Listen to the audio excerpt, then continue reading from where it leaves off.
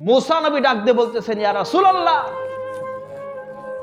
আমি আল্লাহ পাককে দেখার জন্য বছরকে বছর মাসকে মাস চলে গেছে, দরখাস্ত দিছি, জমা দিছি, দরখাস্ত নষ্ট হয়ে গেছে, এরপরেও আল্লাহ পাক আমাকে দেখা দেয় নাই।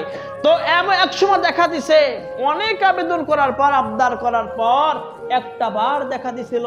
তবে ওটা কি আল্লাহ পাকের নূর ছিল কি আল্লাহ পাকের চেহারা ছিল আমি বলতে পারি না। বলে কেন? এবার মুসা নবী বলতেছে, প্রথম থেকে ইতিহাস, নবীজি আল্লাহ পাকের সঙ্গে আমি দেখা করার জন্য, আল্লাহ পাক কেমন, তার চেহারা কেমন, তার রূপের ঝলকটা কেমন, সব কিছু দেখার জন্য আমি একটু আবদার করছিলাম যে আমাকে যেন দেখা দেয়, আমাকে যেন আল্লাহ পাক দেখা দেয়। অনেক হাজার আবদার করার পর আল্লাহ পাক রব্বুল আলামিন আমাকে এমন একটা নূর দিছিল, যে নূরটা তুর পাহাড়ে দিছিল। ওই তুর পাহাড়ের আলোর ঝলকানিতে আমি মুসা বাতাসের মতো, পাতার মতো উল্টে উল্টে উল্টে বেহুশ হয়ে পড়ে গেছিলাম।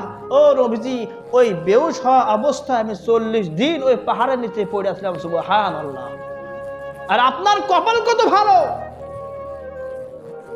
আজকে এক রাতে একটা বার দেখা করার নাম করে আল্লাহর সঙ্গে আপনি 10 বার দেখা করলেন। নবীজি, আপনার মান, আপনার সম্মান, আপনার ফজিলত আল্লাহ পাক কত দিছে, আল্লাহ পাক কত দিছে। আর আমরা সেই উম্মত হইয়া, শেষ জামানার উম্মত হয়ে, নবীজির উম্মত হয়ে আমরা সেই নবীকে চিনলাম না।